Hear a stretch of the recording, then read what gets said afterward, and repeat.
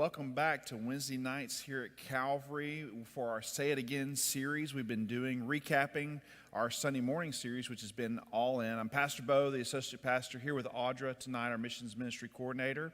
And we're going to be talking tonight about our sermon from Sunday, which was Jesus is King. And Pastor Michael was back in the boat this week, and so we had a great time really finishing up this all-in series. And we may spend a little time at the end tonight kind of talking about big principle takeaway things from the series.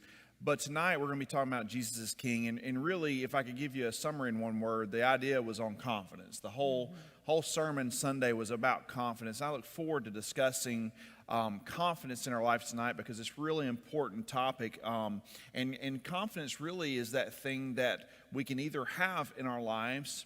Maybe we can have it place confidence in the wrong places, or perhaps you sit here tonight viewing the stream or here in the room and you don't have confidence currently in your life, and it's pretty important for our lives. It's a pretty important topic, and so I'm really glad to be able to discuss this tonight. And to start us off, I wrote down a quote from Pastor Michael. I wrote down from Sunday. He said to start it out, when you know who's in charge, you can have great confidence in your life and what you're talking through, or what you're walking through, and what's ahead. When you know who's in charge, and that's where we get into Jesus is King. And he talks all about Jesus being King over our lives, over all these different areas of our lives. We're going to talk through them tonight, and then ultimately how that brings confidence in our lives. So it's really, really important. Let's start out by talking about confidence, Audra. Okay. What is it, and why is it so important? So, of course, I being the office nerd, I went and looked up the actual definition of what confidence is. Cheating. And it's not cheating. So when I looked up the word confidence, what the definition in the dictionary says is that it's the feeling or belief that one can rely on someone or something with a firm trust. And this is based on one's appreciation of the abilities and the qualities that that person or that thing might have. And so when I read that, I was like, well, that's a really, really good definition of what confidence is. It's that feeling of, I feel like I've got this, or I feel like you've got this, or this has it, and I just know that I can trust it. It's not going to let me down. It's going to stay steady and firm. And what I really appreciated from this Sunday was how Pastor Michael took the time to say, confidence is not a bad thing. I think a lot of times we can look and say, oh, if you're overconfident, that means that you're dealing with a little bit of pride, which it can go that way if your confidence is in the wrong thing. When our confidence is in Jesus, and that's what we're built on, then it's good to have that confidence in him because he is the king of our lives. And so it's so important because I think, too, we're called to a really big job to share the gospel, to go and live that out in front of people. And so on our own abilities, we're going to fail. But when we have that confidence in Jesus who has conquered sin and death for us, we have to have that in order to do the calling that he's asked us to. Yeah, it's interesting you bring up the difference between confidence and pride, because here's how I kind of, and the definition definitely explains it. Confidence really and truthfully, it really is never a bad thing. Pride is actually the opposite of confidence. Pride is having, confidence, but really more assurance in yourself. Exactly. Confidence is all about what you trust outside of yourself. And the reason it's so important is when you cannot trust what's outside of you, what's around you. To give an illustration, tonight I'm sitting in this chair because I have great confidence in, you heard the definition, in its ability and its craftsmanship to hold me up. But if I start sitting in a bunch of chairs and they start breaking every time I sit in them, then I'm probably not going to have much confidence in chairs. I might do some things to check a chair before I sit in it, right? Because my confidence has been broken. And so having great confidence is never a bad thing because it's about the external. Absolutely. And why this is so important is because so many times, the reason our confidence gets shaken is because we place our confidence in areas where God never intended for us to place it. It's really all about where are you placing your confidence? And that's really why this idea of Jesus being king, right, is so important, because ultimately, life lesson from Sunday, absolute confidence comes from living when Jesus is king over your life. So this idea that in order to have absolute confidence, you have to have a foundation. And the foundation for all of us is ultimately as Christ is King. So it's really important that we don't worry about ourselves tonight, but instead we evaluate, okay, where are we trusting that we have assurances of confidence in our life? And are they things that are really could crumble, or is it ultimately based in Jesus, you know? So it's this real important distinction, I think, for us to evaluate, and really great from Sunday. He talks about 3 areas. The first was perceptions. I kind of wrote down the perceptions because I think ultimately we've got to realize that Jesus is King over our perceptions. Like, if we want to have confidence, we've got to realize that most of our perceptions are wrong. And ultimately, Jesus being King over them changes a lot of our perceptions. So, Audra, what are these perceptions? I can list them, but like, you know, because he said loneliness, darkness, not coming through, or fear, you know. Actually not coming through, I remember that. It was more like God hasn't come through yet in an area where you want him to. And so this whole idea that he's not on time. But what perception stuck out from you? How did it encourage you? How did it shape kind of this idea of having confidence? Well, you actually mentioned the one that stuck out to me, and it is the not coming through or hasn't come through yet, that waiting game time.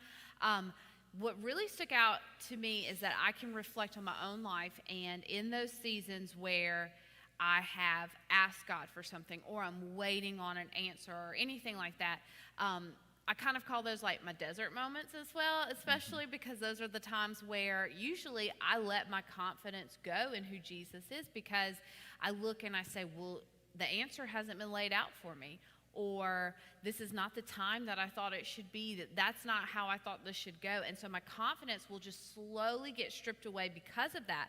But in those moments, I have to remember that my schedule, my thoughts, what I think would be best is so single-minded, it's so simple-minded, because it's not anything of what the Lord could do on his own. And so in those moments, what I really took away from our time in the Word is that when those things happen, Jesus is refining me. He's strengthening me to become a better follower after him, because he's teaching me new things in that waiting game.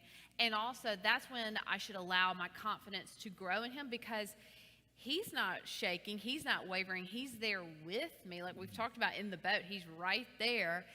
It's just not how I think it should go. And so while I wait, I shall say, okay, I'm going to allow this to be a moment to grow in my faith instead of walk away in my faith. Yeah. I mean, I always say it this way. Think about in the Bible, when miracles happen, are they ever in a moment where somebody's getting exactly what they want at that time? Never. Like, in order to have God provide you a miracle, the unfortunate truth, and we all want a miracle to happen, we all want God to provide in miraculous ways, but the unfortunate truth is all those stories were of great need. In this story in particular, where they're in the boat, and this is the one where Jesus walks on water, right? This week. I mean, if he doesn't let the storm hit, there's no great miracle of Jesus walking by and saving them in the boat, right? Absolutely. And so this idea that, like, yeah, we do go through moments where, yeah, we have to wait on God, and we question it, and we wrestle with him, and we wonder why God. But it's in those moments where the miracle can happen. Absolutely. You know, and so that's a great one. Mine was fear. So I've been reflecting a lot on fear, especially given kind of the world we've been living in the last 2 years. And I thought it was great what he said about fear, and the idea that like if Jesus is king and the disciples are in the boat right there afraid of the storm, and yet the king had all control over the storm. Right. And I was actually looking on my phone because I heard a great quote today I wanted to read for you guys on fear. And it really is talking about courage too in this. But it said this: courage is not the absence of fear, but rather the judgment that something else is more important than fear. It's not the absence of fear, but it's the judgment that something else in our lives, in this case being Jesus Christ, our King, it's way more important than fear. You know, and this idea that, like, yeah, the fear in our lives, there is a perception of fear, and sometimes our perception, even though it's real that fear is there, our perception makes fear greater in front of us than it actually is, because if Jesus is king, then nothing, you need no fear. There's nothing that you can't overcome. And so I really resonated with that, especially related to, man, we've been dealing with sickness in this world. We've been dealing with all these challenges, and it's easy to be afraid. But ultimately, God, if we believe He's the great physician, He's the king over our lives, ultimately we have no reason to fear. Absolutely.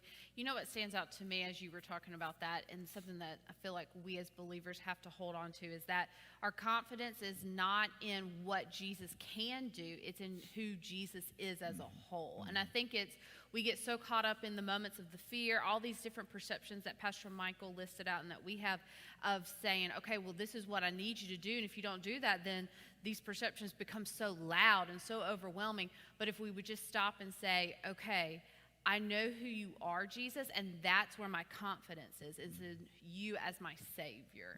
Yeah. It goes into this quote I wrote down from Pastor Michael from Sunday, to remember that our King is not a natural king. He's not a politician. He's supernatural. And all these perceptions, whether it be loneliness, he talked about that a little bit, right. Darkness over our lives, God not coming through, we just talked about, or fear, only a supernatural king has the ability to overcome these things in our life. Absolutely. And so it's just really important, because ultimately our perceptions can become reality if we let them. But the reality is that if Jesus is king over our lives, our perceptions are not reality. He touched on that a little bit with his illustration on Sunday. And so it's just a great reminder. Then he moves into people. Right? And we're all influenced by people. We all place our confidence in people because relationships are important. But the problem is sometimes there's the wrong person around us, or perhaps people have the wrong motives he talked about a lot, or perhaps we're just in the wrong spot, the wrong place. People have a lot of power over our lives. How does this idea of Jesus being king play into this idea of other people and the confidence we place? How does that all shape our confidence? So I think for me, it kind of just took me back for a second to say, okay, Audra, when you put your confidence in others, especially if it's a godly person, that's not a bad thing into saying, okay, I have confidence that you're going to come through with whatever God calls you to. But I think it's when I say, okay, but my confidence in who I am is placed in you and what you're able to do for me, that's where it gets messed up. And so just remembering that I can be confident in my friendships, in my relationships, in others, of who they are and how I can, help them grow in their faith. It's instead saying, but that's not where my confidence is rooted. And so for me, it just was, okay, Audra, remember, you may feel like you're scrambling around some days, and they may look like they have it all together and their confidence and everything like that, but your confidence comes from Jesus. Because I think too, the way that social media plays out as well, we can a lot of times look at people and think, man, they just are super confident in who they are and how they have it together, and look at me over here, I feel frazzled and barely put together. And instead saying, okay, I want my confidence to come from Jesus, because that's like a facade. We don't really know where their confidence is coming from, and if that's going to fade over time as well, if it's not in the everlasting King. And so those are two takeaways I took from that. Yeah, I think absolutely that we can use comparison traps. We can look at other people and place our confidence in what we want to be looked at or seen. We want to be like X person or Y person. Definitely. I really harped in on the motives. He talked about how the people really all wanted something from Jesus, right? They all wanted Jesus to come through, but the reality is Jesus was with his people. And I think about the reality that for us, Jesus is always with us. So for me, it really spoke to this fact that even when relationships go awry, we can have confidence knowing that even if we have no other friendship left on this earth, we're not alone. Jesus is with us. The other thing with that too is when people come at us with wrong motives, or when relationships break down and confidence is eroded, really God is the only one, Jesus being king over those situations. I've found in my life, those are the only ways that it gets fixed, when relationships break down. And there's a lot of things happen relationally in this world. Jesus is the only one. So if you're wanting to see a relationship restored and there's nothing you can do about it, you're in on your last rope, you've said you're sorry, you've tried your best to mend the bridge, whatever, Jesus being king is the only way that ever comes back. And to have confidence, it means you have to run to him in that moment. You have a family member that's gone awry and you want to see them love the Lord or be in love with Jesus, or perhaps you want to see the situation restored. Jesus being king over it, is the only way it has a chance of being fixed. And it's really hard, especially if you're a doer, it's really hard to be in a spot in a relationship where it's all gone awry and your confidence has been busted up and eroded, you know. Right, absolutely. I think, too, it goes back to what we said about those to the definition of the qualities of the things that we put our confidence into that allows our trust to be built on it. People are going to let us down. Therefore, we have to say, okay, my confidence is in the everlasting King, not in what this person can do for me or what I believe in this person. It's got to be in who I am in Jesus, because we're going to fail each other. Unfortunately, there's going to be moments where, even if we try our hardest, there's going to be moments where we just don't do our very best, or we just don't live up to what others are expecting from us. And so realizing that, okay, that means my confidence, no matter how this plays out, is always going to be in, I have Jesus and he will stay steadfast for me. Yeah. And then the last thing he talked about on people was place, you know, and I thought about this whole idea we've been kind of joking about on Wednesday nights, but this whole idea that, like, if you're in the boat with the disciples, you're in the right place, even though it's in the storm. And if you're on the bank, you're in the wrong place. You're not next to Jesus. You know, this whole idea that they were looking, going, where's Jesus? Where's his boat? They were looking to get something out of him, but yet the place to be was right there in the boat. This whole idea of being all in, and this idea that sometimes with other people, the reason our confidence is eroded, the reason they're broken down, is because we're really in the wrong place. We're where we know God has not told us to go, and we're not where we know we need to be, and that's with Jesus. And sometimes we find ourselves in the wrong place, you know, and the key to getting back with God and to have our confidence restored is by going to the place you know God's spoken for you to go. And so I thought that was really powerful, especially in this whole idea. I mean, we need to kind of put a boat up here and be in it. You know, where is the boat? So the last point was on us. So we've talked about perceptions and our perceptions. We've talked about other people. Now we go to us. This whole idea of Jesus being king over our lives. Kind of the subpoints there where he talked about a lot. I've kind of hit on it already, but we're never alone. Right. We know with Jesus being king that he's always with us. Kind of the opposite of this whole idea of him being not on time. He is on time, right? He's always right on time. We see in this story, Jesus shows up right in the moment he needs to be there. And then ultimately, the disciples had to be willing to let Jesus get in the boat, to let Jesus fix the situation. And Pastor Michael said the key to confidence to overcome whatever is in front of you is by saying, Jesus, I willingly receive you as my king over my life. Now, as I thought about all this, I thought about this idea of the wrong type of king.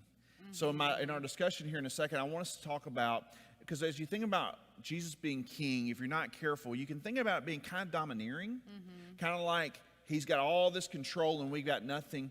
What is the difference? What's the benefit of Jesus as our king, as a benevolent king over our lives when it comes to our confidence versus maybe the domineering type of king, the king that enslaves his people, the king that has all control?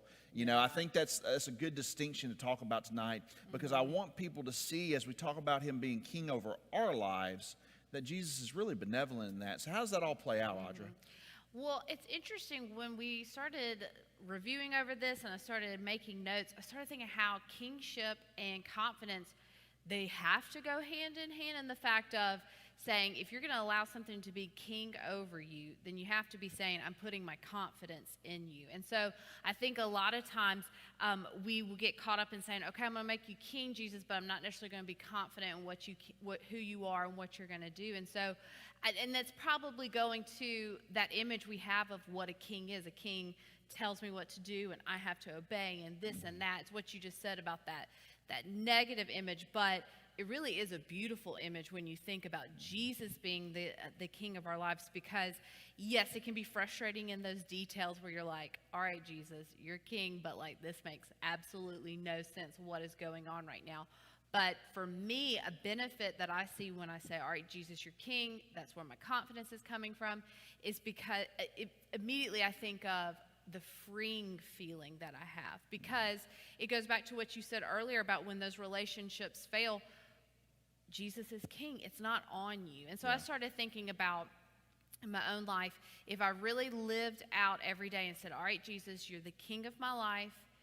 then at the end of the day, if I've given him my all, I've gone all in with him, and I'm listening and I'm being obedient, I'm doing what he's asked me to do, and I'm living out those fruit of the Spirit, like I'm just on my A game when it comes to following Jesus, and things don't work out, I have a feeling of feeling free at the end of the day, because I say, well, I gave it my all, and you're my King, Lord, and so if I've done what you've asked, that's what you've called me to do. You haven't called me to be perfect or called me to have everything in a row. You are walking this with me. And I think that's the difference, too, with that benevolent king that you're talking about, is that we're not in it alone. A king says, here, go do this and that, and sends you off. But Jesus says, this is what I need you to do, and I'm walking on the water with you. Yeah, absolutely. That's the same thing I thought about, is this idea that, like, yes, for an earthly king who's all flawed, absolutely it's tough when they have all control. I mean, we live in a country that's all about freedom, right? And so this idea is really hard to think about in those terms. But when it comes to Jesus, him having all control over all these things is so freeing. Yeah. Just what you talked about. And the reality is the reason we can have confidence, because when it's in our control, that's usually when it gets screwed up. Oh, absolutely. You know, but if all these aspects and more Jesus is king over, the reason we have confidence is because his control is perfect. His control is benevolent. He gives us things that he would like to see us do, not to control us, but instead to show us that we can be free. You know, and it's such an oxymoron to think about things that Jesus tells us to do to actually be freeing. But the parameters he gives in the Bible, the parameters he gives over our lives, are designed so that we can live our lives unshaken. We can live our lives in confidence. Our perceptions are not reality. The reality is Jesus. Our people around us, they aren't all we live for, and our relationships are governed by what Jesus says to do. And yes, even for us, we have ultimately no say-so over our lives. God has all say-so over our lives, and that should free us up. So hard, though, to live out pragmatically. Oh, yeah, absolutely. It makes me think about when Paul talks about being a bondservant, of saying, like, okay, the master goes and gives the servant his freedom. The king goes and gives the servant their freedom. And instead of saying, I'm going off on my own, that servant says, no, I'm going to stay and serve you because of the benevolence you showed me, because of the grace you showed me.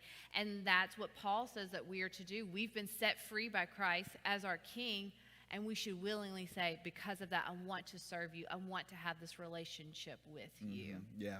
It's this great reminder that this idea of kingship and this really idea of lordship over these areas and more gives us a foundation for our life. So if you're at a point tonight where your foundation feels shaken, or perhaps you've been there before, the reality is our action step then is to evaluate where in our lives have we taken over lordship, and instead ask ourselves, how can we give those things back to Jesus being Lord? So perhaps it's a perception. Maybe you're fighting loneliness, darkness. Perhaps you're still waiting on God to come through. Or perhaps ultimately you don't know what perception you're fighting.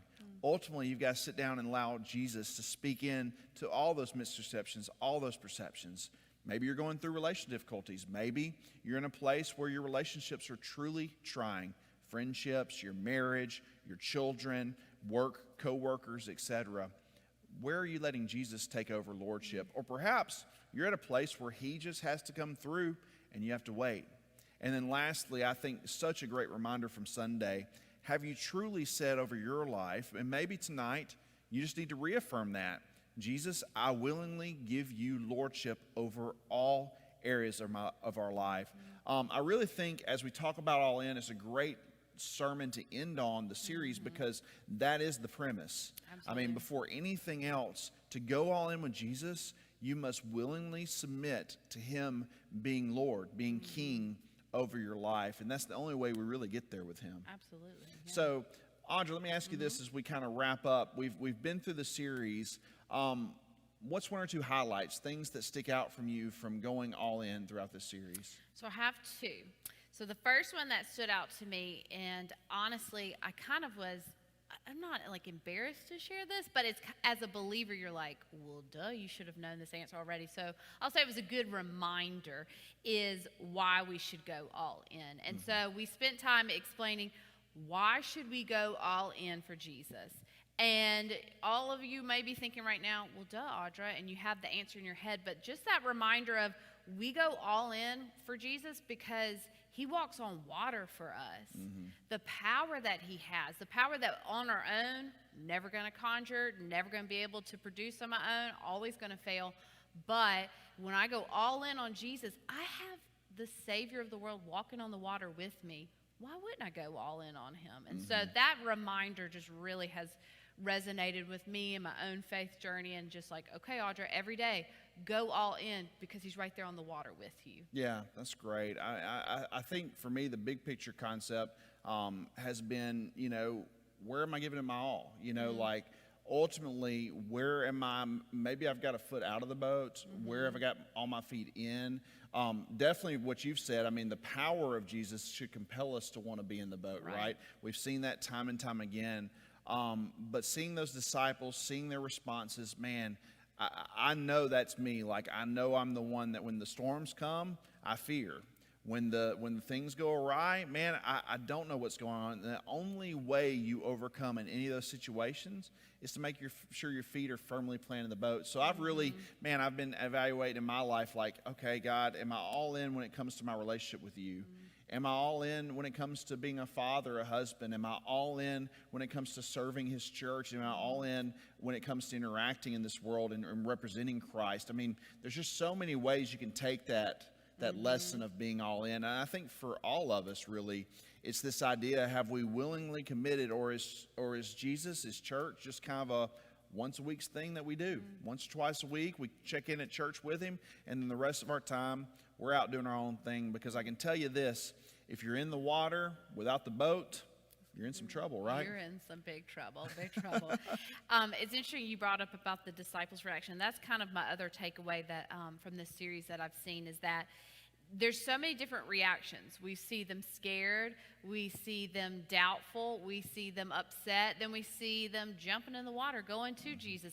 There's just such this range, and like you said, we can relate to all of them, but you know what doesn't change ever? Jesus' response to them and his steadfastness. And so to me, it just was that humble reminder of, Audra, you are going to mess up and you are going to waver, but he's not going to. So just remember that. Remember, he's not going to waver in those storms that we face. No matter what's going on, he will always be there for us. Yeah, it's funny, as you're talking, I'm sitting here reviewing the few lessons, because we've got all Pastor Michael's notes and emails. And it's just interesting that this series, because of where we focus, there's always a storm. Yep. There's always a boat that you need to be in, and then there's always Jesus coming through on the other side of that, Absolutely. And it's such a great thing, because I don't know where you are tonight, but I know this, the human experience, you've probably walked through a storm, and you've probably been shaken. Tonight, as we end on confidence, you've probably had your confidence shaken, and there's a boat for you.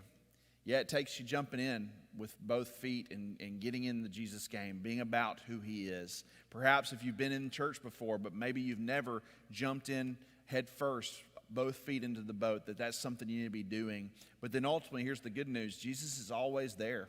He's always there, restoring, helping, sensing what the disciples need and overcoming for them. No matter how foolish they look, no matter how they reacted, he's always there for them. And as I look throughout the lessons, that's been the series, right? That's been every series. It's had different themes to it, but every single week we've seen Jesus come through. And here's what I know as we kind of close out tonight.